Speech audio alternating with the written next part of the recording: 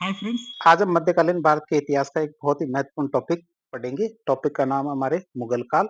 तो हम इसी टॉपिक के अंदर पूरे मुगल काल को पढ़ने की कोशिश करेंगे। लेक्चर थोड़ा सा लंबा होगा, आप हमारे साथ बने रहिए ताकि आपको इसके बारे में जानकारी एक ही साथ और एक ही वीडियो में मिल सके। तो शुरुआत करते हैं आज का टॉपिक। मुगल काल की बात करें तो मुगल काल हमारे 1526 से 1857 ईस्वी तक चला था। मुगल साम्राज्य की बात करें तो मुगल साम्राज्य भारतीय इतिहास के सबसे प्रभावशाली साम्राज्यों में से एक था, जिसने 16वीं शताब्दी से 19वीं शताब्दी के मध्य तक भारतीय उपमहाद्वीप पर शासन किया था। इसकी स्थापना 1526 में बाबर के द्वारा की गई थी और इसका स्वर्ण युग 1707 में औरंगजेब की मृत्यु तक चला था। इसके बाद की बात करें तो इसके बाद उत्तर मुगल शासकों का दौर आया था, जो धीरे धीरे कमजोर होते गए और आखिर में 1857 में अंतिम मुगल शासक बहादुर शाह जफर के साथ मुगल साम्राज्य का अंत हो जाता है। अब हम मैप के अंदर देखेंगे मुगल साम्राज्य कहाँ से कहाँ तक फैला हुआ था। तो आप देख सकते हैं इसके अंदर जो हमारे पर्पल कलर का ये जो डार्क शेड है, ये हमारा प्रॉपर मुगल साम्राज्य था। और जो येलो वाला क्षेत्र है जैसे ये वाला, तो यहाँ तक है ना मुगल का साम्राज्य प्रत्यक्ष रूप से शासन होता था। मतलब सीधे सीधे मुगल जो शासक थे वो सीधे सीधे राज्य नहीं करते थे, लेकिन एक्सपेंशन हो रखा था। तो इस तरह हम देख सकते हैं मुगल काल के दौरान भारत के अंदर कौन कौन से एरिया में मुगल शासक राज किया करते थे। अब हम देखेंगे प्रमुख मुगल शासक जिनके बारे में हम इस लेक्चर के अंदर पढ़ेंगे। एक है हमारे बाबर, जो 1526 से 1530 तक था। दूसरा हमारे हुमायूं, इनका दो बार शासनकाल आया था, 1530 से 1539 तक। दूसरा शासनकाल 1555 से 1556 तक। इस दौरान जो हमारे हुमायूं का दो शासन हुआ था, इसी दौरान क्या शेरशाह सूरी, इस्लाम शाह सूर, सिकंदर सूर जैसे जो अफगान शासक थे जिन्होंने सूर वंश की स्थापना की थी, उनका उदय हुआ था। हेमू भी क्या इनमें एक महत्वपूर्ण व्यक्तित्व था। तीसरे नंबर पे हमारे मुगल शासक थे अकबर, 1556 से 1605 तक। चौथे हमारे जहांगीर थे, 1605 से 1626 तक। पांचवे हमारे शाहजहां और छठे हमारे औरंगजेब थे। औरंगजेब हमारे 1707 तक इनका शासनकाल रहा था। एक एक करके इनको पढ़ना शुरू करते हैं। सबसे पहले आते हैं हमारे बाबर। बाबर की बात करें तो मुगल साम्राज्य के संस्थापक के रूप में इन्हें जाना जाता है। 1526 से 1530 तक इनका शासनकाल था। जहीरुद्दीन मोहम्मद बाबर का जन्म 1483 ईस्वी में फरगना, जो हमारे मध्य एशिया में उज्बेकिस्तान नामक जगह है, वहां पे हुआ था। वह तैमूर और चंगेज खान दोनों का वंशज था।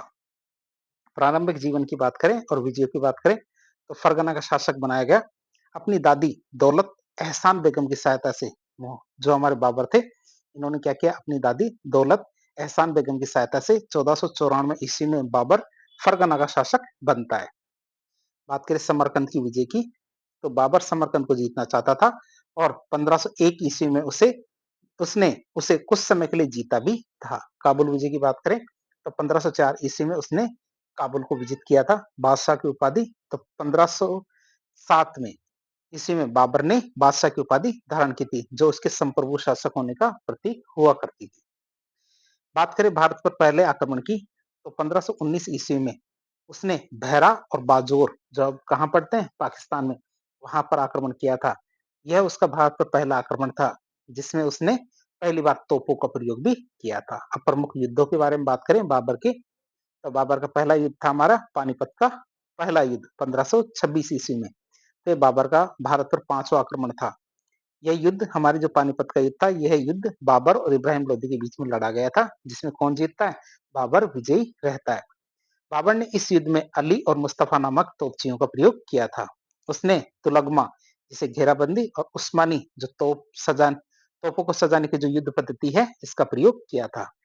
जो पानीपत का पहला युद्ध जीतने के बाद बाबर ने कहा था, काबुल की गरीबी और नहीं सही जाएगी, अर्थात काबुल की गरीबी और नहीं। उसने प्रत्येक काबुलवासी को शाहरुख नामक जो चांदी का सिक्का दिया था, जिस कारण वह कलंदर के रूप में प्रसिद्ध होता है। आप याद रखेंगे, पानीपत के पहले युद्ध में बाबर क्या करता है, काबुल वासियों को शाहरुख नामक चांदी का सिक्का देता है। इसी की वजह से उन्हें कलंदर के रूप में जाना गया। दूसरा युद्ध आता खानवा का युद्ध 1527 ईस्वी में। तो यह युद्ध बाबर और राणा सांगा, तो मेवाड़ के शासक थे, उनके बीच में हुआ था और इस युद्ध में भी हमारे बाबर ही विजयी होता है। तीसरा युद्ध चंदेरी का युद्ध होता है 1528 ईस्वी में। यह युद्ध बाबर और मेदिनी राय, मतलब राणा सांगा के जो मित्र थे मेदिनी राय, उनके बीच में हुआ था और इसमें बाबर की विजय हुई थी। चौथा युद्ध होता है हमारे घाघरा का युद्ध 1529 ईस्वी में। यह युद्ध क्या बाबर और महमूद लोदी जो अफगानों का संगठन था, उसके शासक थे हमारे महमूद लोदी, उन दोनों के बीच में हुआ था, जिसमें बाबर विजयी रहता है और यह भारत में बाबर का अंतिम युद्ध था। तो हमने 4 युद्धों के बारे में देखा, पानीपत का पहला युद्ध, खानवा का युद्ध, चंदेरी का युद्ध और घाघरा का युद्ध। बात करें बाबर की मृत्यु की, तो 1530 ईस्वी में बाबर की मृत्यु हो जाती है। शुरू में उसे आगरा के जो आराम बाग में दफनाया गया था, लेकिन बाद में उनकी इच्छा के अनुसार उन्हें काबुल में दफनाया गया था। बात करें बाबरनामा की, जिसे तुजुके बाबरी भी कहते हैं, ये बाबर की आत्मकथा थी, जो उसने क्या तुर्की, इस चगताई तुर्की भाषा में लिखी थी। अनुवाद की बात करें तो पायंदा खां और अब्दुल रहीम खानकाना ने इसका फारसी में अनुवाद किया था, जो हमारी बाबरनामा थी।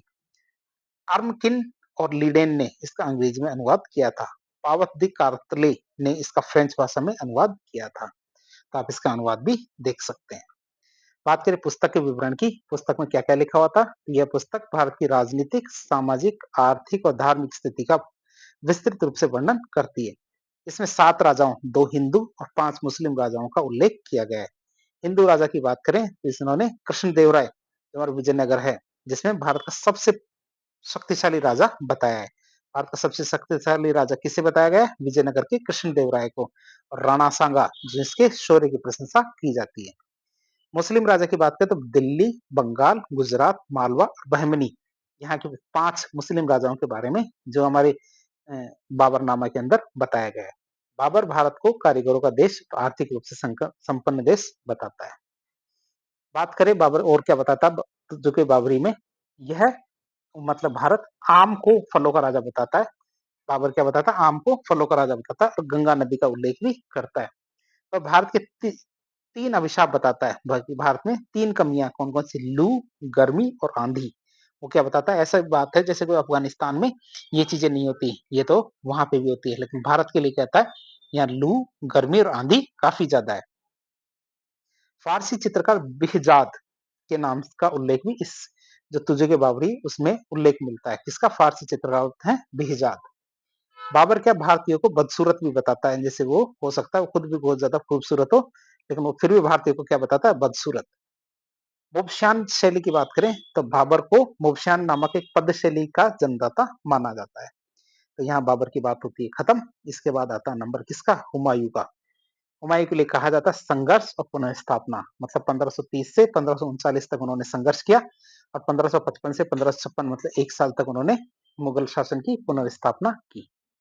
हुमायूं की बात करें तो हुमायूं का शाब्दिक अर्थ होता भाग्यशाली, लेकिन यह उनके जो नसीब था उससे बिल्कुल उलट था, मतलब उनका जीवन वैसे भी कैसा था, संघर्ष भरा।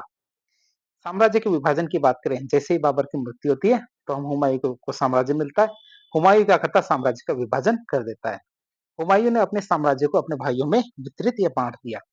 कामरान को क्या देता, काबुल और कंधार, अस्करी को देता संभल और हिंदाल को देता मेवात। तो इस तरह साम्राज्य का विघटन वो 3 भागों में कर देता है और एक बहुत बड़ा एरिया खुद के पास रखता है। फिर कुछ युद्ध शुरू हो जाते हैं उनके समय में। तो प्रमुख युद्ध और अभियानों की बात करें तो पहला अभियान था हमारा दोहरिया का युद्ध 1532 ईस्वी में। तो यह युद्ध हमारे हुमायूं और महमूद लोदी के नेतृत्व वाले जो अफगान है उनके बीच में हुआ था, जिसमें कौन विजयी रहता है, हुमायूं जीत जाता है। दूसरा युद्ध आता है हमारे चुनार का घेराव, जो 1532 ईस्वी में किया गया था। हुमायूं ने चुनार के किले का घेराव किया था। शेर खां जो बाद में कौन बने थे, शेरशाह सूरी, उनका घेराव किया था। तो शेर खान ने हुमायूं के साथ संधि कर ली थी उस समय चुनार के घेराव के समय 1532 ईस्वी में।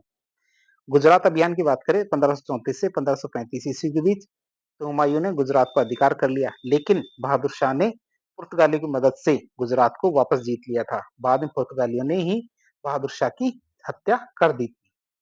चुनार अभियान की वापस बात करें तो हुमायूं ने फिर से चुनार का घेराव किया। शेर खां जो बंगाल की तरफ चला गया था उसे लूट लिया। हुमायूं ने बंगाल को राक्षस बताया और उसका नाम जन्नताबाद रखा, किसका, बंगाल का। चौसा के युद्ध की बात करें जो 1539 में हुआ था, तो यह युद्ध शेर खां और हुमायूं के बीच में हुआ था, जिसमें कौन जीत जाता है, हमारे शेर खां जीत जाता है। इस तरह देखा हमने कि हुमायूं ने निजाम सक्का नामक एक बिश्ती थे, उनकी सहायता से कर्मनाशा नदी को पार करके अपनी जान बचाई थी। जो हमारे चुनार की जो उनका आखिरी युद्ध था, चौसा का युद्ध, तो चौसा के युद्ध में वो शेर खां सूरी जीत जाता है और इसी वजह से हुमायूं को भागना पड़ा। और भाग भी किसकी सहायता से गए वो? तो हुमायूं ने निजाम सक्का नामक एक भिश्ती थे, मतलब नाव चलाने वाले, उनकी सहायता से कर्मनाशा नदी को पार किया और अपनी जान बचाई। जान बचा के कहाँ पहुंचे? आगरा पहुंचे।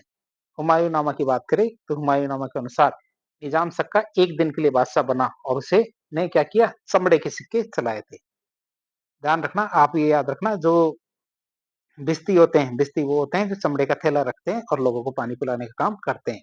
तो हुमायूंनामा ने वादा किया था, वो हुमायूंनामा के अनुसार हुमायूं ने जो निजाम सक्का थे उनको वादा किया था कि तुम्हें एक दिन मैं जरूर बादशाह बनाऊंगा, एक दिन का। तो एक दिन का बादशाह बनाते हैं और वो क्या करते हैं, एक दिन के अंदर ही क्या चमड़े के सिक्के जारी कर देता है। अगले युद्ध की बात करें तो कन्नौज या बिलग्राम का युद्ध 1540 ईस्वी में। तो ये युद्ध हमारे हुमायूं और शेर शाह सूरी के बीच में हुआ था। हुमायूं इस युद्ध में बुरी तरह से हार जाता है और भारत से भाग जाता है या पलायन कर जाता है। तो अब निर्वासन और वापसी की बात करें तो निर्वासन की बात करें तो पराजित होकर हुमायूं अमरकोट मतलब सिंध चला जाता है, जहाँ के राणा वीर साल ने उसने शरण दी थी। जो हमारे हुमायूं है तो हुमायूं को शरण किसने दी? राणा वीर साल ने वहां शरण दी थी अमरकोट सिंध में। विवाह की बात करें तो हुमायूं ने अमरकोट के मीर बाबा दोस्त, जो हिंदाल के गुरु हैं, उनकी बेटी हमीदा बानो बेगम से शादी कर ली और बाद में अकबर का जन्म उन्हीं से होता है, अर्थात अकबर की मां बनती है हमीदा बानो बेगम। काबुल और कंधार विजय की बात करें 1545 ईस्वी की, तो हुमायूं ने फारस के शाह की मदद से काबुल और कंधार को जीत लिया था। बात करें अगले युद्ध मच्छीवाड़ा का युद्ध 1555 ईस्वी में, तो हुमायूं ने नसीब खां और तातार खां जो अफगान सेनापति थे उनको हरा दिया था। मच्छीवाड़ा के युद्ध 1555 ईस्वी में। सरहिंद की बात करें 1555 ईस्वी में तो हुमायूं ने सिकंदर सूर को पराजित किया और दिल्ली की पुनः सत्ता हासिल कर ली। बात करें हुमायूं की मृत्यु की तो 1556 ईस्वी में हुमायूं की दीनपना महल के शेर मंडल पुस्तकालय की सीढ़ियों से गिरकर मृत्यु हो जाती है।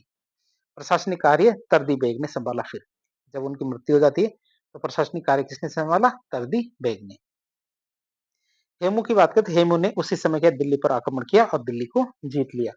इतिहासकार लेनपुल क्या कहते हैं? हुमायूं लड़खड़ाता हुआ जिया और लड़खड़ाता हुआ ही मर गया। कई बार परीक्षा में पूछ लिया जाता है कि लाइन किसके लिए कही गई है और किसने कही है, तो इतिहासकार लेनपुल ने लिखा है कि हुमायूं लड़खड़ाता हुआ जिया और लड़खड़ाता हुआ ही मर गया।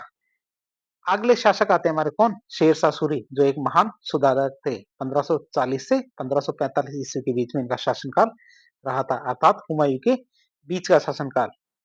शेर शाह सूरी का बचपन का नाम फरीद था और उनका जन्म बमवाड़ा होशियारपुर पंजाब में हुआ था। उन्होंने जौनपुर में शिक्षा प्राप्त की थी। प्रारंभिक जीवन और शेर खां की उपाधि की बात करें तो उनके पिता हसन खां जौनपुर के शासक के सेवा में कार्य करते थे। उन्हें सासाराम और ख्वासपुर बिहार की जमींदारी मिली हुई थी। उनके पिता थे। शेर शाह ने यही प्रशासनिक अनुभव प्राप्त किया था, सासाराम और ख्वासपुर बिहार में। शेर खां क्या है? बंगाल के शासक बहार खां लोहानी, नुहानी भी कह सकते हैं, उनके पास सेवा में चले गए थे शेर खां। बहार खां नुहानी ने उन्हें शेर खां की उपाधि दी थी। क्यों? क्योंकि उन्होंने एक शेर को मार गिराया था। शेर खां ने चंदेरी की युद्ध 1528 में भाग लिया था। बंगाल की तरफ से क्या शेर खां ने चंदेरी की युद्ध 1528 में भाग लिया था। प्रमुख युद्ध और शाह की उपाधि की बात करें तो चौसा का युद्ध होता है 1539 ईस्वी में। इस युद्ध में विजयी होने के बाद शेर खां ने शाह की उपाधि धारण की थी। कन्नौज या बिलग्राम की युद्ध की बात करें 1540 ईस्वी में, तो इस युद्ध के पश्चात शेर शाह ने दिल्ली और आगरा पर अधिकार कर लिया था। शेर शाह ने चुनार की जो विधवा शासिका थी लाड़ बेगम, उससे भी शादी कर ली थी। आप याद रखेंगे, शेर शाह ने क्या किया था? चुनार की विधवा बेगम या शासिका थी लाड़ बेगम, उनसे विवाह कर लिया था। अब हम बात करें शेर शाह सूरी के अभियानों की। शेर शाह सूरी के अभियानों की बात करें तो पहला अभियान था बंगाल अभियान 1541 ईस्वी में। तो बंगाल का प्रांत का दर्जा समाप्त कर दिया गया और उसे सरकारों मतलब जिलों में बांट दिया गया। जो बंगाल एक प्रांत था उसका जो दर्जा है वो समाप्त कर दिया जाता है और उसे जिलों में या प्रांतों में जिलों में बांट दिया जाता है। आगे हम बात करें गखरों के विरुद्ध विद्रोह। ये कहा था? उत्तर पश्चिम प्रांत 1541 में, मालवा अभियान 1542 में और रायसेन अभियान 1543 ईस्वी में किया गया था। ये हम शेर शाह सूरी का एम्पायर देख सकते हैं, जो हमारे डार्क पिंक है ये वाला, ये हमारे शेर शाह सूरी का क्षेत्र है जहां शेर शाह सूरी का साम्राज्य था। आप इसे याद रख सकते हैं। चौथा अभियान था इनका रायसीन अभियान 1543 ईस्वी में। तो रायसीन का शासक था पूर्णमल। आप इसे याद रखेंगे। रायसेन का शासक कौन था? पूरनमल था। शेरशाह ने क्या किया? षड्यंत्रपूर्ण उसकी हत्या कर दी थी। शेरशाह ने क्या किया? रायसेन के शासक पूरनमल की हत्या कर दी थी। कैसे? षड्यंत्र पूर्वक। इस घटना से आहतों का कुतुब खां, जो शेरशाह का पुत्र था, उसने आत्महत्या कर ली थी। उन्होंने कहा पिताजी इतना बड़ा साम्राज्य रखते हैं और धोखेबाजी करते हैं, तो इस वजह से क्या है, जो उन्हें शेरशाह का पुत्र था कुतुब खां, उन्होंने आत्महत्या कर ली थी। बात करें तो शेरशाह सूरी के पूरे जीवन पे ये घटना सबसे बड़े कलंक के रूप में जानी जाती है। कहते गिरिसुमेल का युद्ध, ये मारवाड़ के शासक मालदेव और जो हमारे युद्ध होता है शेरशाह सूरी के बीच में, इसमें शेरशाह सूरी की विजय होती है। ये काफी रोचक घटना है, कभी आपको बाद में बताएंगे इसके बारे में। फिर बात करें कालिंजर अभियान, 1545 ईस्वी में कालिंजर अभियान हुआ। कालिंजर का शासक था कीरत सिंह। शेरशाह उक्का नामक जो आग्नेस्त्र तोप चलाने समय घायल हो जाता है और उसी की वहां मृत्यु हो जाती है। आप याद रखें कालिंजर अभियान के दौरान क्या शेरशाह सूरी की मृत्यु हो जाती है। कैसे? उक्का नामक एक तोप थी, उसको चलाते समय वह घायल हो जाता है और उसी दौरान उसकी मृत्यु भी हो जाती है। अब हम बात करेंगे शेरशाह सूरी के सुधार कार्यों की। शेरशाह सूरी के सुधार कार्यों की बात करें तो शेरशाह को उसके प्रशासनिक और आर्थिक सुधारों के लिए विशेष रूप से याद किया जाता है। जैसे प्रशासनिक सुधारों में बात करें बंगाल में, तो बंगाल को सरकारों मतलब जिलों और परगनों में विभाजित किया और शक्तियों का विकेंद्रीकृत किया उन्होंने। सरकार और जिला की बात करें तो सिकदार ए सिकदारान जो प्रशासनिक अधिकारी है और मुंसिफ ए मुंसिफान जो राजस्व अधिकारी है वहां नियुक्त किए गए। परगने की बात करें तो शिकदार जो प्रशासनिक अधिकारी और मुंसिफ राजस्व अधिकारी के रूप में नियुक्त किए गए। एक नए पद अमीर या अमीन ए बांग्ला का सृजन किया गया। माजी फमीलत प्रथम अमीन बंगला थे। आप याद रखेंगे। तो अमीन बंगला की बात करें तो अमीन बंगला पहली बार कौन बना था? ये हमारे माजी फमीलत थे और अमीन बंगला का मतलब एक नए अमीर का पद था। अब शेरशाह सूरी की और सुधारों की बात करें तो मुद्रा सुधार आता है इसके अंदर। मुद्रा सुधार की बात करें तो उन्होंने दो नए सिक्के चलाए। एक तो रुपया जो चांदी का हुआ करता था और वो भी कितना 175 ग्रेन। ग्रेन का मतलब जो गेहूं या चावल के दाने का वजन होता है उसके बराबर। तो हमारे चांदी का 175 ग्रेन का रुपया होता था और दाम की बात करें तो तांबे का सिक्का हुआ करता था 380 ग्रेन का। और इन सिक्कों के लिए उन्होंने 23 टकसालें स्थापित करवाई थी। सिक्कों पर टकसाल का नाम और शासक का नाम अरबी और देवनागरी लिपि में लिखा होता था। आप याद रखेंगे सिक्कों पर क्या शासक का नाम और टकसाल मतलब किस टकसाल में वह उसकी छपाई हुई है उसका नाम लिखा होता था और वो भी किस भाषा में? अरबी और देवनागरी लिपि में। फिर भू राजस्व सुधार की बात करें तो शेरशाह सूरी ने भूमि की पैमाइश करवाई और सिकंदरी गज का प्रयोग किया। क्या भूमि की पैमाइश करवाने के लिए किसका प्रयोग किया? सिकंदरी गज का प्रयोग किया।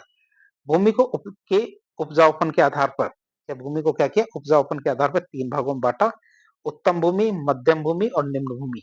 और इसी के आधार पर भू राजस्व उन्होंने निर्धारित किए। उसने क्या जागीरदारों की स्थिति को कमजोर किया और सीधे राजस्व वसूल करना प्रारंभ किया। उसने दो उपकर मतलब टैक्सेस लागू किए, एक तो जरीबाना और एक महासिलाना। जरीबाना का मतलब भूमि पे माइस कर होता था, भूमि नापने का कर 2.5%। दूसरा भू राजस्व संग्रहण मतलब कितना 5%। तो दोनों उपकर थे वो लागू किए, टोटल 7.5% हो गए। तो जरीबाना का मतलब होता है भूमि पैदाइश पैमाइश कर 2.5% और महासिलाना भू राजस्व संग्रहण कर 5%। उसने क्या किया? अकाल राहत कोष कर लागू किया था। किसानों को पट्टे जारी किए और उनसे कबूलियत लिखवाई कि इसकी जमीन यहाँ से यहाँ तक है, इस बात की कबूलियत लिखवाई। शेरशाह की भू राजस्व व्यवस्था को रे या रई कहा जाता था। आप इसे याद रखेंगे, शेरशाह की जो भू राजस्व व्यवस्था थी उसे रे या रई कहा जाता था। बात करें टोडरमल की, कुछ खास बात है तो टोडरमल उनके दरबार से ही प्रेरित थे और सारे के सारे सुधार उसी के थे। मतलब शेरशाह सूरी ने सुधार किए थे और टोडरमल ने इनको काफी रिफाइन किया था, मतलब आगे बढ़ाया था।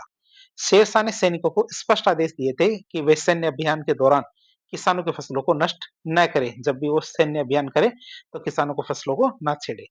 न्यायिक सुधार की बात करें तो शेरशाह ने न्यायिक सर्वोच्चता के सिद्धांत का अनुपालन किया। उसने अपने भतीजे को भी मृत्युदंड दे दिया था। क्यों? क्योंकि वो किसमें विश्वास रखते थे? न्यायिक सर्वोच्चता के सिद्धांत में। शेरशाह ने न्यायिक उत्तरदायित्व के सिद्धांत को लागू किया। अब्बास का शेरवानी के अनुसार देखें तो शेरशाह के शासनकाल में यदि एक बूढ़ी महिला अपने सिर पर हीरे जवाहरात से भरी टोकरी लेकर जाए तो किसी की उसे लूटने की हिम्मत नहीं होती थी। इतनी न्यायिक व्यवस्था सुदृढ़ थी। बात करें सड़क सुधार की, तो उसने सड़कों का निर्माण करवाया और मरम्मत करवाई। सोनार बंगाल से लेके पेशावर तक जो ग्रांड ट्रंक रोड है, इसका पुनर्निर्माण करवाया था। आगरा से गुजरात तक सड़क मार्ग बनवाया, आगरा से बुरहानपुर सड़क मार्ग बनवाया, लाहौर से मुल्तान सड़क मार्ग बनवाया। उसने 1700 सराय मतलब जो धर्मशालाएं हैं उनका निर्माण करवाया। कुएं खुदवाए, पेड़ लगवाए, जो पास से पानी पीने के लिए कुएं खुदवाए और पेड़ लगवाए। डाक व्यवस्था को दुरुस्त किया। अब्बास खान शेरवानी और इतिहासकार कानून व मुकदमों सरायों को सूर साम्राज्य की धमनियां कहा करते थे। जो मुकदमे और जो सराय थी, जो धर्मशालाएं थी, जो क्या थी, सूर साम्राज्य की धमनियां। बात करें स्थापत्य कला के योगदान की, तो सासाराम बिहार में स्वयं का उन्होंने मकबरा बनवाया, जिसमें दोहरे गुंबद का भी प्रयोग किया गया था। दिल्ली में किला ए कुहना नामक एक मस्जिद बनवाई थी, किला ए कुहना।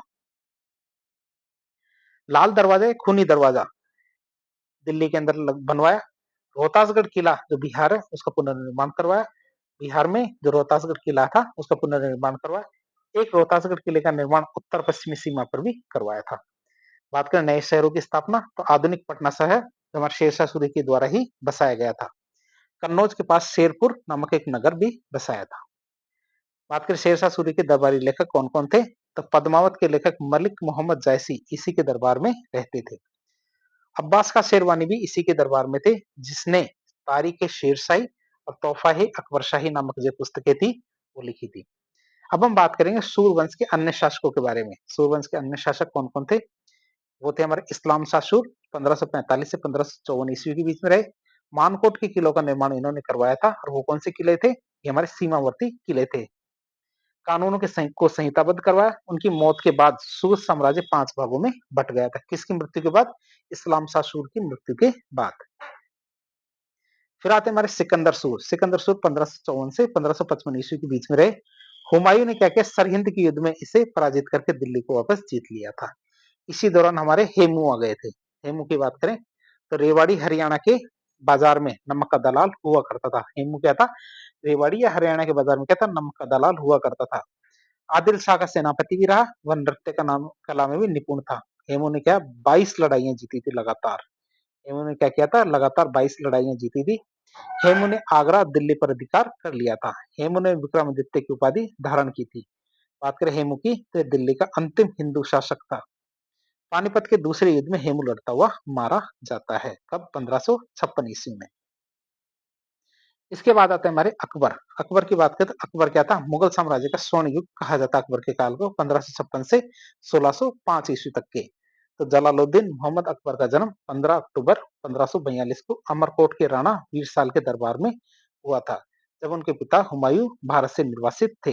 उनके बचपन का नाम बदरुद्दीन था। आप याद रखेंगे, अकबर के बचपन का नाम बदरुद्दीन था। तो अकबर का साम्राज्य आप देख सकते हैं, भारत के अंदर जो पिंक कलर का जो साम्राज्य दिख रहा है, ये हमारे अकबर का साम्राज्य था।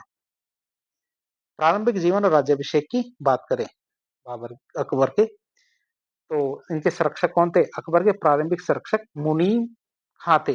लेकिन उनके सबसे प्रभावशाली संरक्षक और मार्गदर्शक कौन थे, बैराम खां। आप इसे याद रखेंगे, अकबर के प्रभावशाली संरक्षक और मार्गदर्शक कौन थे, बैराम खां। राज्याभिषेक की बात करें तो हुमायूं की मृत्यु के बाद मात्र 13 वर्ष की आयु में 1556 में पंजाब के कलानौर जो गुरदासपुर है वहां पे उनका राज्याभिषेक होता है। पानीपत के दूसरे युद्ध की बात करें जो 1556 में हुआ था, तो ये युद्ध अकबर मतलब अकबर की तरफ से कौन लड़ रहा था, बैराम खां और हेमू के बीच में लड़ा जाता है। इस युद्ध में हेमू पराजित होता है और मारा जाता है, जिससे क्या दिल्ली और आगरा पर मुगलों का नियंत्रण दोबारा से स्थापित होता है।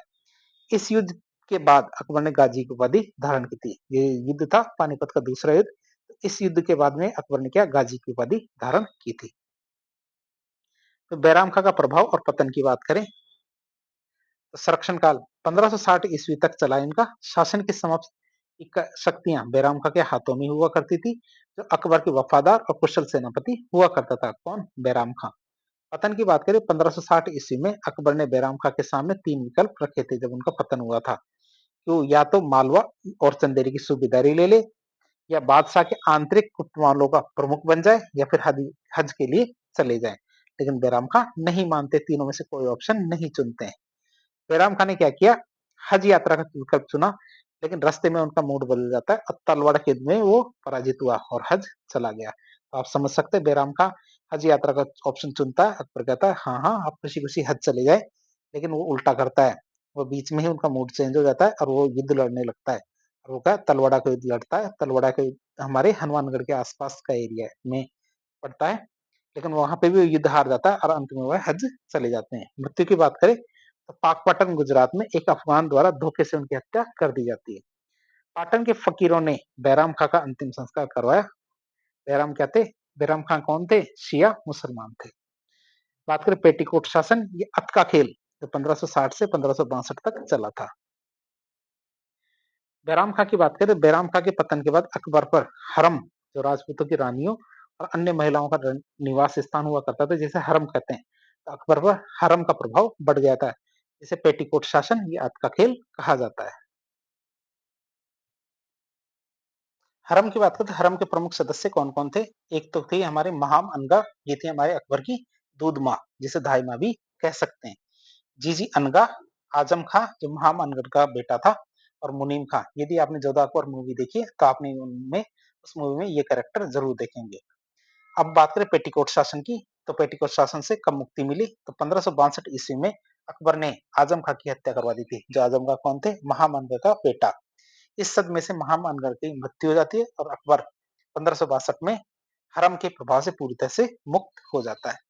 अब हम बात करेंगे अकबर के द्वारा किए गए प्रारंभिक सुधारों के बारे में। अकबर ने अपने शासन के शुरुआती वर्षों में महत्वपूर्ण सामाजिक और धार्मिक सुधार किए थे, जैसे 1562 ईस्वी में युद्धबंदियों के धर्मांतरण पर उन्होंने रोक लगा दी और उन्हें दास बनाने पर भी प्रतिबंध लगाया। 1563 ईस्वी में तीर्थ यात्रा जो कर था उसे समाप्त कर दिया, जो क्या गैर मुस्लिमों पर लगाया जाता था। 1564 में जजिया नामक जो कर था उसे समाप्त कर दिया, जो गैर मुस्लिमों पर लगने वाला एक धार्मिक कर हुआ करता था। अकबर की बात करें तो अकबर के सैन्य अभियानों के बारे में बात करें, तो अकबर ने अपने साम्राज्य का विस्तार करके उसे मजबूत करने के लिए कई सैन्य अभियान चलाए थे।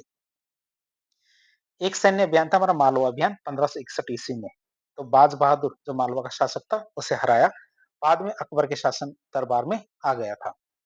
पराजित हो जाता है हमारा बाज बहादुर, लेकिन बाद में क्या अकबर के दरबार में आ जाता है, रानी रूपमती ने आत्महत्या कर ली थी। मालवा का अभियान था ये।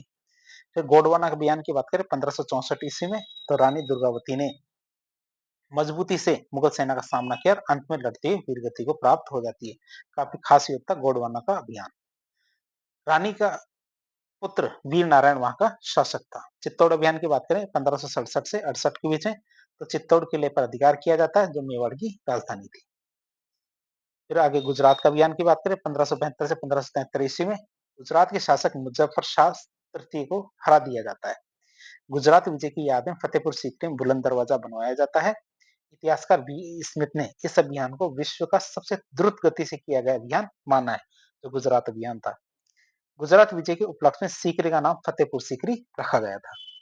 खंबे मतलब खंबात की खाड़ी में अकबर ने, खंबात की खाड़ी की बात कर रहे हैं, खंबे की खाड़ी, वहां अकबर ने पहली बार समुद्र देखा था, उससे पहले अकबर ने कभी भी समुद्र नहीं देखा था।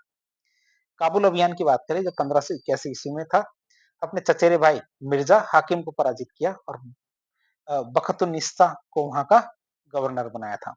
बाद में 1581 ईस्वी में मानसिंह को काबुल का गवर्नर बनाया गया। कश्मीर अभियान की बात करें 1586 ईस्वी में, तो यूसुफ जाई कबीले से लड़ते हुए बीरबल वीर गति को प्राप्त होते हैं, जो उनके नवरत्नों में से एक थे बीरबल। वो क्या थे, जो यूसुफ जाई कबीले से लड़ते हुए वीर गति को प्राप्त होते हैं। अबुल फजल ने इसे अकबर के जीवन की सबसे दुखदायी घटना बताया था, बीरबल की मृत्यु को। फिर सिंध अभियान 1591 में, उड़ीसा अभियान 1592 ईस्वी में, कंधार और बलूचिस्तान अभियान 1597 ईस्वी में किया गया। खानदेश अभियान की बात करें जो महाराष्ट्र में है, 1601 ईस्वी में किया गया था और ये अकबर का आखिरी अभियान था। असीरगढ़ के किले की को सोने की चाबियों से रिश्वत देकर खोला गया था। क्या, असीरगढ़ के किले को सोने की चाबियों से मतलब रिश्वत देकर खोला गया था। लगभग सभी ने ऐसा किया है। अलाउद्दीन खिलजी ने भी काफी बार ऐसा किया है। अब हम बात करेंगे अकबर के नवरत्नों के बारे में। नवरत्नों के बारे में बात करें, अकबर के दरबार में 9 विद्वान अर्थात कलात्मक प्रतिभाएं थी, जिन्हें नवरत्न कहा जाता था। जैसे पहले थे हमारे तानसेन। तानसेन की बात करें तो तानसेन का वास्तविक नाम था रामतनु पांडे। रामतनु पांडे इनका वास्तविक नाम था।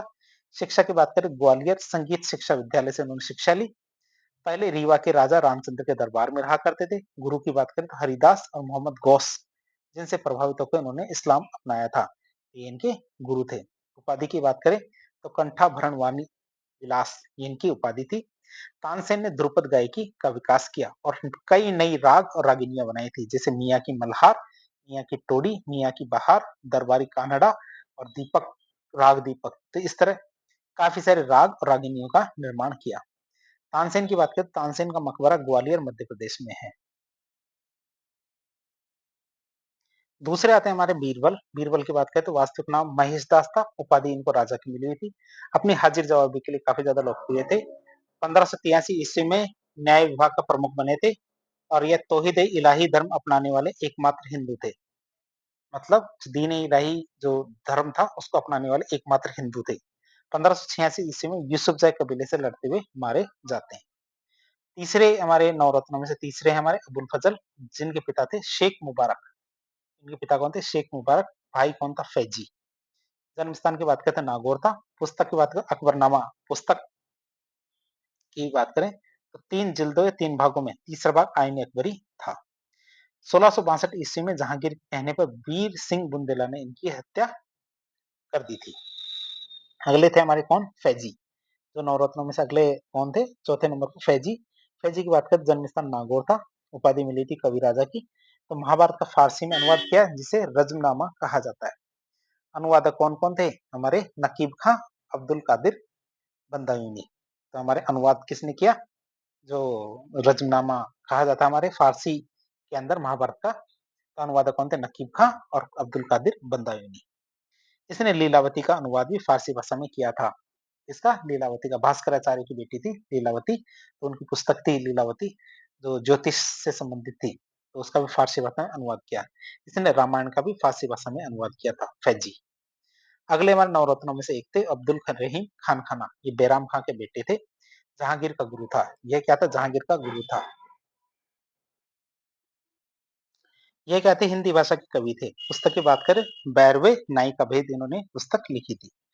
अगले हमारे नवरत्नों में से एक थे टोडरमल। टोडरमल की बात करें तो इनको उपाधि मिली हुई थी राजा की। पहले गुजरात का दीवान नियुक्त किया गया था, बाद में केंद्र में दीवान नियुक्त किया गया। टोडरमल ने भू राजस्व सुधार किए थे। इसने आईने दहशाला नामक एक पद्धति को लागू किया था। परीक्षा में कई बार आ चुका है। आईने दहशाला पद्धति किसने लागू की थी? तो हमारे टोडरमल ने लागू की थी। इसने जाब्ती व्यवस्था की व्यवस्था लागू की थी। जाब्ती व्यवस्था लागू की थी। अगले नवरत्नों में से एक थे मान सिंह, ये आमेर के शासक थे। मिर्जा अजीज कोका, फकीर अजीजुद्दीन मुल्ला दुपियाजा, हकीम हुकाम, ये खानसामा थे रसोइया। जो यदि आपने वो मूवी देखी है कौन सी जोधा अकबर, तो खाना खाने के लिए जो हमारे खानसामा थे रसोइया हकीम हुकाम, तो इनको ही खाना खाने के लिए पहले कहा जाता है। अब हम बात करेंगे अकबर की धार्मिक नीति के बारे में। तो अकबर अपनी धार्मिक सहिष्णुता या सुलह कुल की नीति के लिए प्रसिद्ध था। सुलह कुल की नीति की बात करते हैं, यह सार्वभौमिक सहिष्णुता की नीति थी, जिसका अर्थ था कि सभी धर्मों और विचारों के प्रति सहिष्णुता रखी जाए। अब हम बात करेंगे प्रारंभिक धार्मिक सुधार के बारे में। किसके बारे में? प्रारंभिक धार्मिक सुधार के बारे में बात करें तो 1562 ईस्वी में युद्ध बंदियों के धर्मांतरण और दास प्रथा पर प्रतिबंध लगाया गया और 1563 ईस्वी में तीर्थ यात्रा कर समाप्त किया गया। 1564 में जजिया कर समाप्त कर दिया गया। इबादत खाना की बात करें 1575 ईस्वी में, तो इसकी स्थापना फतेहपुर सीकरी में की गई थी, जहां पे क्या धार्मिक चर्चाएं होती थी। शुरू में केवल मुस्लिम विद्वानों को ही आमंत्रित किया जाता था, बाद में सभी को किया जाने लगा। वहां विश्व वृक्ष भी लगाया फतेहपुर सीकरी में। धर्म संसद की बात करें तो इबादत खाने को सभी धर्मों के विद्वानों के लिए खोल दिया गया। हिंदू धर्म से कौन आए थे? हमारे पुरुषोत्तम और देवी सिंह, जो सभी धर्मों के लिए थे। तो हिंदू धर्म से कौन आए थे? पुरुषोत्तम और देवी सिंह। पारसी धर्म से आए थे दस्तूर मेहर जी राणा। अकबर ने उन्हें दरबार में अग्नि जलाने की अनुमति दे दी थी। जैन धर्म की बात करें तो हरि विजय सूरी और चिन चंद्र सूरी, ये उनके दरबार में आए थे जैन धर्म की तरफ से। ईसाई धर्म की बात करें तो एक्वा विवा और फादर मोन्सरात, ये हमारे किस धर्म से आए थे? ईसाई धर्म की ओर से। तो इस तरह हम देख सकते हैं अकबर के दरबार में इबादत खाना में विभिन्न अलग अलग धर्मों के लोग भी आए थे, विद्वान आए थे।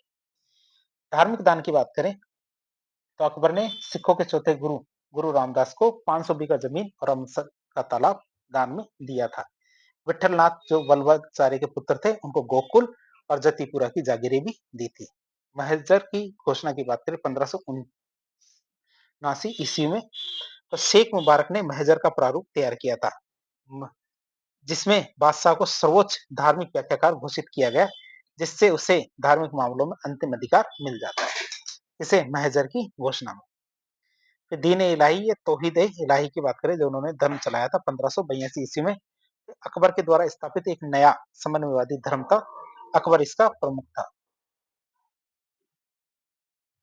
तो दीन ए इलाही के प्रधान पुरोहित थे हमारे अबुल फजल। पवित्र दिन माना गया रविवार को। सबसे पवित्र माना गया प्रकाश को, जो सूर्य का प्रकाश है उसे। मात्र 18 लोग इसके अनुयायी बनते दीन ए इलाही के। बीरबल एकमात्र हिंदू शासक थे, हिंदू व्यक्ति थे जिन्होंने इस धर्म को अपनाया था। यह एक आचार संहिता थी जो क्या है उसकी सुलह कुल की नीति पर आधारित थी। इसे पैगंबर, पवित्र पुस्तक, पवित्र स्थान या एक सुसंगत विचारधारा का अभाव था। इतिहासकार वी ए स्मिथ ने इसे अकबर की मूर्खता का प्रतीक बताया था।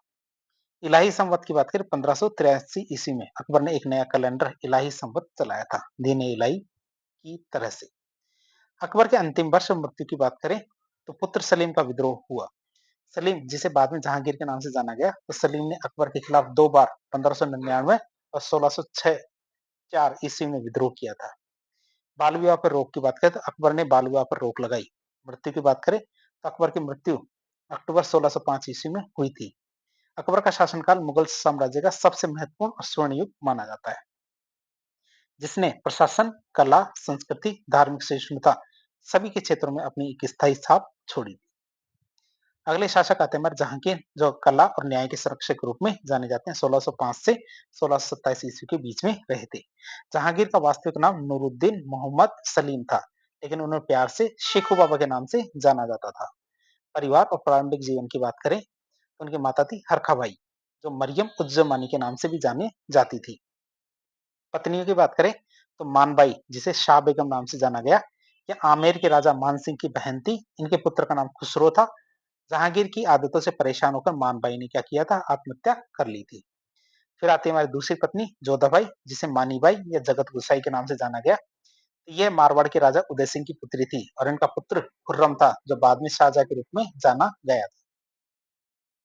राज्याभिषेक के समय कौन कौन सी घोषणाएं की गई, बात करें तो जहांगीर ने राज्याभिषेक के समय 12 घोषणाएं या आदेश की थी, जिन्हें दस्तूर उल अमल कहा जाता है, जिसमें विभिन्न सुधार और न्याय से संबंधित बातें हुआ करती थी। न्याय की जंजीर की बात करें तो उसने न्याय की जंजीर लगवाई थी, जिसमें 66 घंटियां हुआ करती थी। यह जंजीर आगरा किले से यमुना नदी के तट तक फैली हुई थी, ताकि कोई भी नागरिक सीधे न्याय के लिए सम्राट तक पहुंच बना सके। कोई भी व्यक्ति होता था जिसको न्याय चाहिए होता था, वो उन घंटियों को बजा दिया करता था और जो हमारा जहांगीर बाहर आ जाता था। गुरु की बात करें तो जहांगीर के गुरु थे अब्दुल रहीम खान खाना। खुसरो की बात करें तो खुसरो का विद्रोह हुआ था हमारे 1606 ईस्वी में।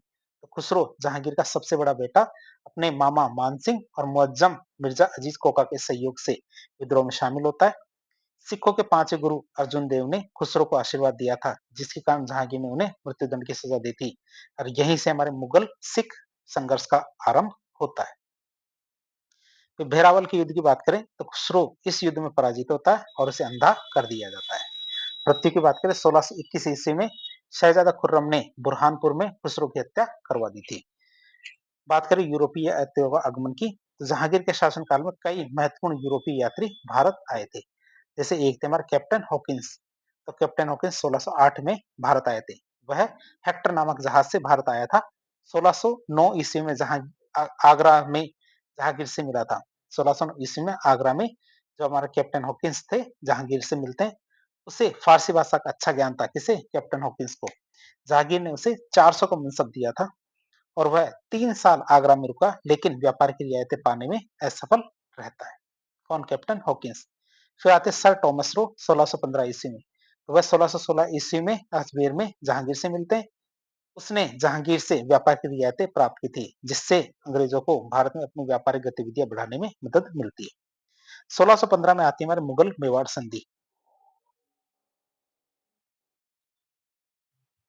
खुर्रम, जिसे शाहजहां के नाम से जाना जाता है, तो खुर्रम के नेतृत्व में मुगल सेना ने मेवाड़ पर आक्रमण किया, जिसके परिणाम स्वरूप मुगल मेवाड़ संधि हुई थी। राणा अमर सिंह ने क्या किया, मुगलों की अधीनता स्वीकार कर ली, लेकिन व्यक्तिगत रूप से कभी भी दरबार में उपस्थित होने से उनको छूट मिल गई थी। उनकी जगह कर्ण सिंह थे, वो मुगल दरबार में हाजिर हुए थे। फिर अहमदनगर के साथ संधि की गई 1617 ईस्वी में। उसकी बात करें तो खुर्रम के नेतृत्व में ही अहमदनगर के शक्तिशाली मंत्री मलिक अंबर के साथ उन्होंने संधि की थी। इस संधि से प्रसन्न होकर जहांगीर ने खुर्रम को शाहजहां उपाधि दी गई थी, जिसे बाद में शाहजहां के नाम से जाने गए। फिर नूरजहां जुंटा की बात करें, ये हमारे 1611 से 1622 ईस्वी तक रही थी नूरजहां। तो नूरजहां जहांगीर की सबसे प्रभावशाली पत्नी थी, जिसने उनके शासनकाल में महत्वपूर्ण भूमिका निभाई थी। वास्तविक नाम इनका मेहरुन्निसा था। पहले पति की बात करें तो अली कुली बेग, जिन्हें जहांगीर ने शेर अफगान की उपाधि दी थी। बाद में जहांगीर ने उनकी हत्या भी करवा दी थी।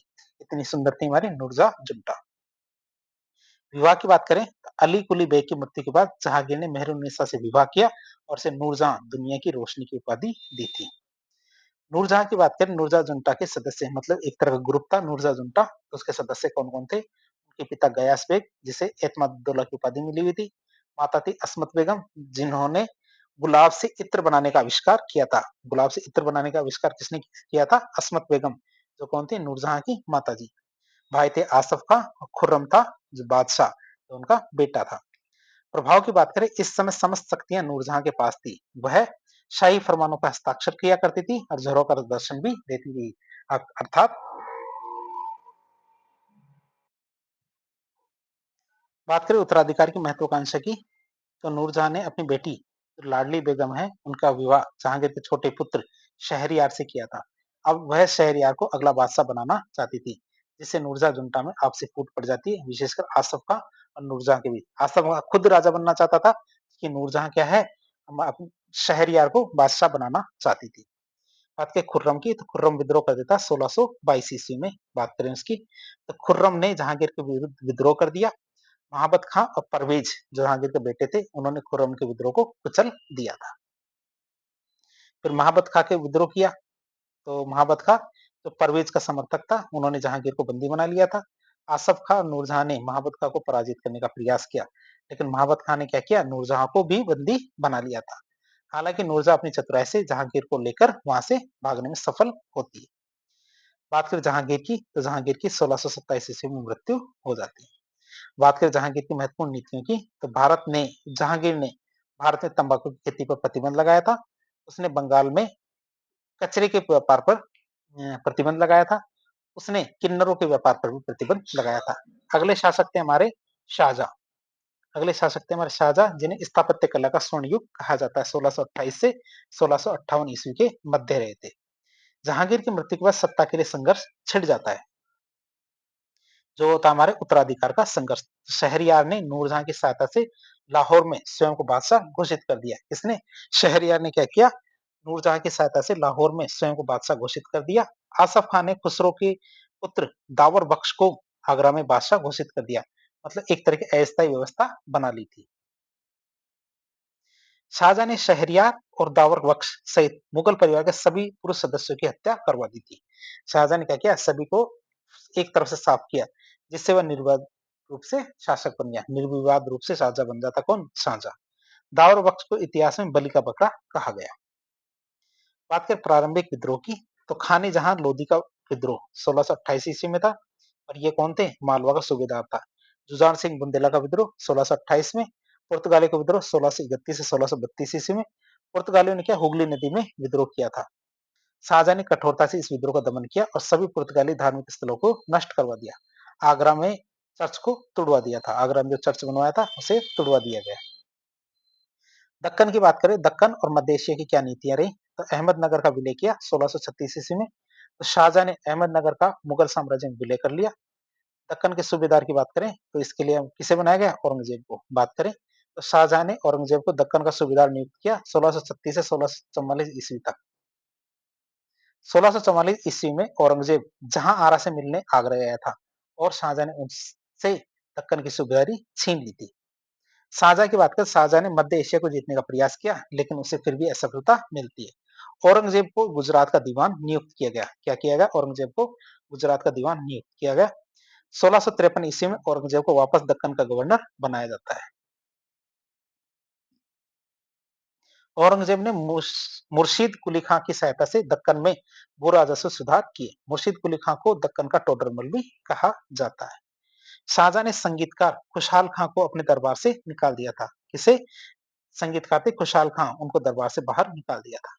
अब शाहजहां की बात करें तो शाहजहां की धार्मिक नीति के बारे में देखें तो शाहजहां की धार्मिक नीति अकबर की नीति से भिन्न थी और अधिक रूढ़िवादी थी। उसने काफी सारे मंदिर तुड़वाए, धर्मांतरण विभाग की स्थापना करवाई, मुस्लिम लड़की से गैर मुस्लिम विवाह पर प्रतिबंध लगाया। हिंदू किसी मुस्लिम को अपने नौकर नहीं रख सकता था। गोहत्या पर प्रतिबंध लगा हुआ था, उसे हटा दिया। सिजदा मतलब सम्राट के सामने साष्टांग प्रणाम किया जाता है, और पेबोस मतलब सम्राट के पैर चूमना, इस प्रथा पर प्रतिबंध लगाया। तीर्थ यात्रा कर वापस से लगा दिया, जो अकबर ने हटा दिया था। इलाही संवत के स्थान पे हिजरी संवत को दोबारा से लागू किया। शाहजहां के काल में 1632 ईस्वी में भयंकर अकाल पड़ गया था। उत्तराधिकारी संघर्ष की बात करें 1657 से 1659 ईस्वी के बीच में, तो शाहजहां जैसे बीमार पड़ते हैं, उनके पुत्रों के बीच में सत्ता के लिए भीषण संघर्ष हुआ। शाहजहां ने दारा शिकोर को अपना उत्तराधिकारी घोषित किया। इसी वजह से क्या होता है? उत्तराधिकारी संघर्ष होता है। पहला युद्ध होता है बहादुरपुर का युद्ध 1658 ईस्वी में। दारा इसका सेनापति था। दारा की बात करें, दारा बनाम सुजा के बीच में युद्ध हुआ था। दारा का सेनापति था मिर्जा राजा जयसिंह और सुलेमान शिको, और सुजा था दूसरी तरफ। दारा इसमें जीत जाता है। दूसरा युद्ध था धर्मत का युद्ध। धर्मत का युद्ध हमारा 1658 ईस्वी में हुआ था। दारा की बात करें, दारा बनाम औरंगजेब और मुराद दोनों साथ साथ थे। बात करें, दारा के सेनापति थे जसवंत सिंह और कासिम खां। कासिम खां युद्ध में निष्क्रिय खड़ा रहा, औरंगजेब और मुराद इसमें जीत जाते हैं। तीसरा युद्ध होता हमारा कौन सा? सामूगढ़ का युद्ध 1658 ईस्वी में। तो आगरा के पास में युद्ध लड़ा गया। दारा एक तरफ था, दूसरी तरफ औरंगजेब और मुराद साथ साथ थे। दारा की इसमें निर्णायक जीत होती है। युद्ध के बाद मुराद को बंदी बना लिया जाता है औरंगजेब के द्वारा। क्या? मुराद को बंदी बना लिया जाता है। चौथा युद्ध होता है हमारा खजुआ का युद्ध। इसमें किस किस के बीच हुआ? कि औरंगजेब एक तरफ, दूसरी तरफ शुजा था। औरंगजेब इसमें जीत जाता है। शुजा क्या म्यांमार या बर्मा भाग जाता है, और अराकान बर्मा की पहाड़ियों में जाके उसकी मृत्यु हो जाती है। किसकी? शुजा की। अगला युद्ध होता हमारा देवराय का युद्ध, जो 1659 ईस्वी में हुआ था। ये राजस्थान में लड़ा गया था। औरंगजेब एक तरफ था, दूसरी तरफ दारा था। औरंगजेब निर्णायक रूप से विजय होता है। दारा को मृत्युदंड दिया जाता है और उसे हुमायूं के मकबरे में दफना दिया जाता है। बात करें शाहजहां की, तो शाहजहां को नजरबंद कर दिया जाता है।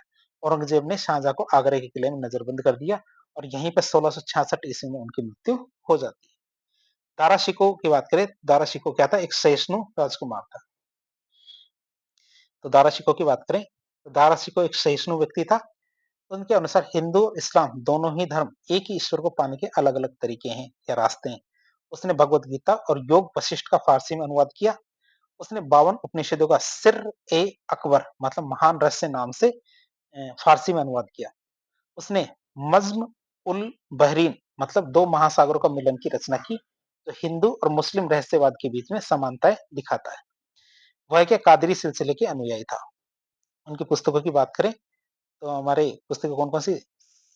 सकीनात उल औलिया, सकीनात उल आफरीन, रिसाल ए हकनुमा, हसनात उल आफरीन, तकरीत उल हकीकत। तो ये तकरीर उल हकीकत ये है, ये हमारी जो कादरी सिलसिले की महत्वपूर्ण पुस्तक मानी जाती है। अगले शासक आते हैं हमारे औरंगजेब, जिसे आलमगीर के नाम से जाना जाता है। 1658 से 1707 ईस्वी के बीच में रहे थे। औरंगजेब का बचपन नूरजहां के पास बीता था, और वह एक धार्मिक प्रकृति का व्यक्ति था। उसे शाही दरवेश और या फिर जिंदा पीर कहा जाता था। क्यों? क्योंकि वह अपनी सादगी और धार्मिक कट्टरता के लिए जाना जाता था। वो कुरान की प्रतिलिपियां बना के बेचता था, मतलब खुद लिखता था, और टोपियां सिलकर अपना गुजारा किया करता था। राज्याभिषेक की बात करें तो औरंगजेब का 2 बार राज्याभिषेक होता है। पहली बार होता है आगरा में 1658 ईस्वी में सामूगढ़ के युद्ध के बाद में। दूसरी बार दिल्ली में होता है 1659 ईस्वी में देवराय युद्ध में अंतिम विजय के बाद में राज्याभिषेक होता है। तो आप देख सकते हैं औरंगजेब का जो राज्य था वो कहां से कहां तक फैला हुआ था। ये पूरा ग्रीन कलर का औरंगजेब का शासन था। मुगल काल में सबसे बड़ा जो शासन इन्हीं का रहा है। औरंगजेब के शासन काल में हुए विद्रोह की बात करें तो छत्रसाल का विद्रोह मतलब बुंदेलों का विद्रोह की बात करें तो इसे चंपत राय ने शुरू किया था, और बाद में उसके पुत्र छत्रसाल ने इसे जारी रखा था। बुंदेलों की राजधानी ओरछा मध्य प्रदेश थी। ओरछा की बात करें, ओरछा में कौन कौन सी मुख्य इमारतें? राजा राम का मंदिर है, चतुर्भुज मंदिर है, शारदा मंदिर है, जहांगीर का महल है, लक्ष्मी नारायण मंदिर है। औरंगजेब के समय दूसरा विद्रोह की बात करें तो सतनामी विद्रोह होता है 1672 ईस्वी में। तो सतनामी संप्रदाय के संस्थापक थे वीरभान। विद्रोह का केंद्र क्या, नारनौल और मेवात क्षेत्र जो हरियाणा में था। इसे मुंडिया विद्रोह के नाम से भी जाना जाता है। क्यों? क्योंकि ये लोग क्या सिर मुंडवा के रखते थे। मारवाड़ की विद्रोह की बात करें तो औरंगजेब के द्वारा जसवंत सिंह के उत्तराधिकार को मान्यता न देने के कारण यह विद्रोह होता है। जाट किसानों के विद्रोह की बात करें तो मथुरा और आसपास के क्षेत्रों में गोकुला और राजा राम के नेतृत्व में यह युद्ध होता है, जाट किसानों का विद्रोह। अकबर के विद्रोह की बात करें 1681 ईस्वी के अंदर, तो औरंगजेब के पुत्र थे अकबर फोर, उन्होंने नाडोल पाली में विद्रोह कर दिया। अजमेर के पास अकबर और औरंगजेब की सेना का आमना सामना होता है। अकबर भागकर कहां चला जाता है, दक्कन में। औरंगजेब ने अकबर का पीछा किया और अपनी दक्कन नीति को जारी रखा। 1686 ईस्वी में बीजापुर और 1687 ईस्वी में गोलकोंडा का मुगल साम्राज्य में विलय कर लिया जाता है। अकबर बाद में फारस भाग जाता है और वहीं उसकी मृत्यु हो जाती है। अकबर कौन था, औरंगजेब का बेटा। फिर आता है हमारा सिख विद्रोह। तो औरंगजेब ने सिखों के 9वें गुरु गुरु तेग बहादुर को मृत्युदंड दिया था 1675 ईस्वी में। तेग बहादुर के बारे में कहा जाता था सिर दे दिया लेकिन सार नहीं दिया, मतलब पूरी बात नहीं बताई, मतलब उनका आधिपत्य स्वीकार नहीं किया। गुरु तेग बहादुर के अनुयायियों ने शीशगंज गुरुद्वारा दिल्ली का निर्माण करवाया था। उनके पुत्र थे गुरु गोविंद सिंह ने विद्रोह जारी रखा और खालसा पंथ की स्थापना की। उत्तर पश्चिमी सीमा प्रांत का जनजातीय विद्रोह की बात करें तो यहाँ रोशनीय संप्रदाय का प्रभाव था। जो हमारे उत्तर पश्चिमी सीमा प्रांत है वहां पे क्या रोशनीय संप्रदाय का प्रभाव था। वहां के नेता थे भागू और अजमल खां। बात करें औरंगजेब के सैन्य अभियानों की, तो हमारे अहोम अभियान की बात करें तो औरंगजेब ने मीर जुमला को बंगाल का गवर्नर नियुक्त किया था। मीर जुमला ने अहोम जो असम है वो अभियान शुरू किया लेकिन सफलता नहीं मिली। सफलता मिलने में देरी मिलने से पहले ही 1663 ईस्वी में उनकी मृत्यु हो जाती मीर जुमला की। मीर जुमला ईरान का हीरो का व्यापारी था। इसके ने क्या किया, आरंभ में गोलकुंडा के शासक को अपनी सेवाएं दी थी। बाद में शाइस्ता खां को बंगाल का गवर्नर नियुक्त किया जाता है। अहोम सेनापति लचित बोरफुगन ने क्या किया, मुगल सेना को बुरी तरह से हराया था। गुरु तेग बहादुर ने मुगलों और अहोमों के बीच में समझौता कराने का प्रयास किया था। दक्कन अभियान की बात करें, दक्कन अभियान की में क्या है, दक्कन अभियान की बात करें तो औरंगजेब ने शाइस्ता खां को दक्कन का गवर्नर नियुक्त किया था। प्रारंभ में शाइस्ता खान ने शिवाजी पर नियंत्रण स्थापित किया लेकिन 1663 ईस्वी में शिवाजी ने पूना पर आक्रमण किया।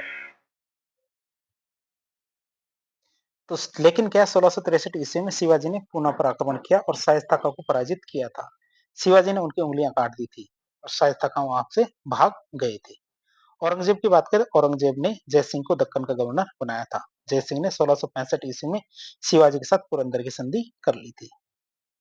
बात करें औरंगजेब की धार्मिक नीतियों की, तो धार्मिक नीति क्या थी औरंगजेब की, उसकी बात करें तो औरंगजेब एक कट्टर सुन्नी मुसलमान था। उसने अपनी धार्मिक नीतियों में इस्लामी कानूनों को सख्ती से लागू किया था। जजिया कर वापस लगाया 1669 ईस्वी में। उसने सिखों पर कलमा खुदवाना बंद करवा दिया।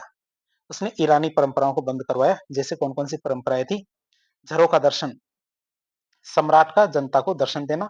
नवरोज जो पारसी नव वर्ष था उसको बंद करवाया। तुलादान, अकबर का सपने सम्राट क्या करते थे, अपने वजन के बराबर सोना चांदी दान किया करते थे, इसको बंद करवाया।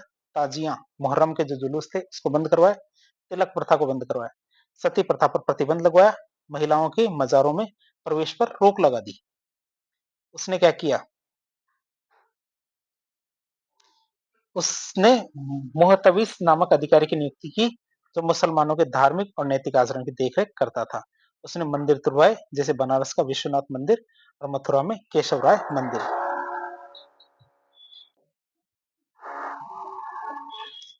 इस प्रकार एक लेक्चर के जरिए हमने मध्यकालीन भारत के इतिहास के अंदर मुगल काल के सभी शासकों के बारे में काफी डिटेल से चर्चा की। इस प्रकार के इन्फॉर्मेटिव वीडियो देखने के लिए हमारे चैनल से जुड़े। वीडियो पसंद आता है तो वीडियो को लाइक करें, चैनल को सब्सक्राइब करें, अपने दोस्तों का शेयर करें। धन्यवाद।